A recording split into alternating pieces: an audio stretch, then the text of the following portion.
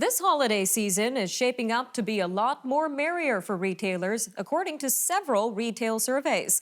Accenture Canada's 2021 Holiday Shopping Survey suggests Canadians will spend an average of $635. This is up more than 23% from last year.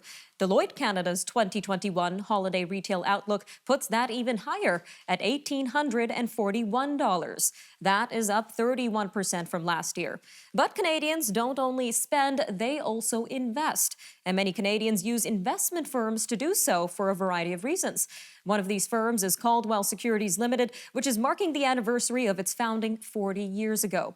With us to talk about the firm, the industry, and investors is Mr. Thomas Caldwell, chairman of Caldwell Securities Ltd. Sir, welcome back to Forum Daily. Thank you very much, Nima. Now, you founded Caldwell Securities Ltd. 40 years ago, sir. So what was the foundation you used to create your firm? Well, at that time, banks had come into the picture. A lot of the firms I felt were trying to serve too many masters, people needing money, underwriting corporate finance accounts were the preferred clients, individuals, institutions. What I wanted to do is focus on individual clients, that is the investor.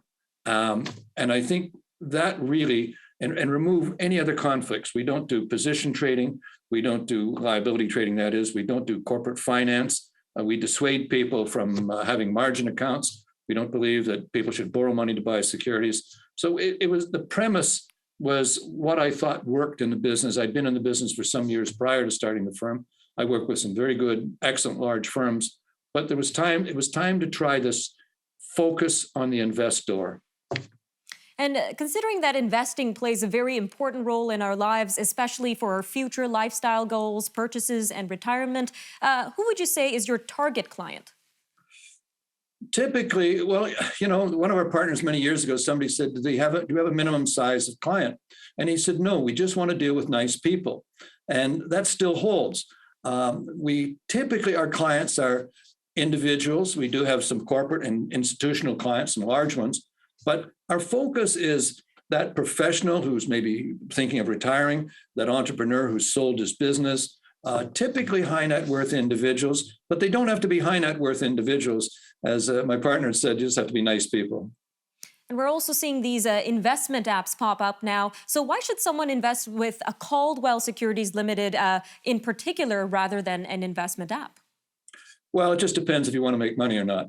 The simple thing is, the key ingredient in doing well financially is controlling your emotions.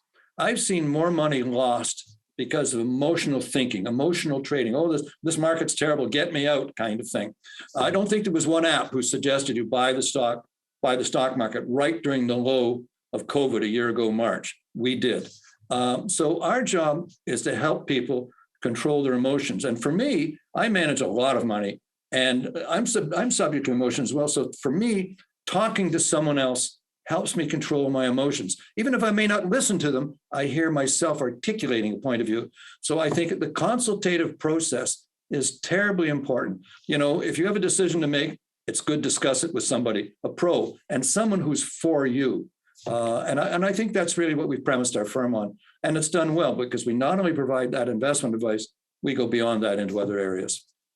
And you mentioned that you've been in the industry for over 40 years now. So what would you say has changed the most since you began working in the financial industry? I've been in the business over 55 years and the firm a little bit over 40 years. What has changed the most is the incredible burden of regulation.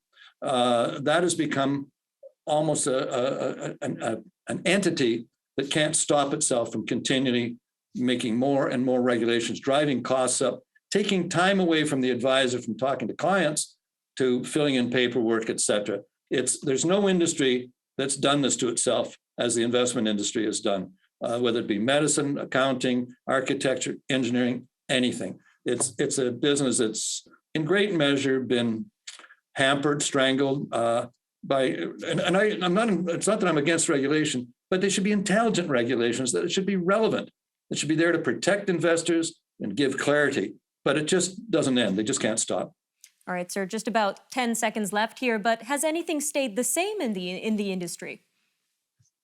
Yes, the vast majority, and I've known many people in many firms over many years, the vast majority of advisors in this industry really care about their clients and want to do the right thing by them. Yeah, you're going to have people that push things too much and put themselves first, but the vast majority of people want to do the right thing by their clients. They don't need to have somebody beating them over the head, filling in forms to make sure they've done the right thing. People want it because you get close to your clients. These are your friends. And you end up giving them advice and help in a whole bunch of other areas other than investing because you become a confidant. All right, sir. Thank you again for joining us today. Thank you.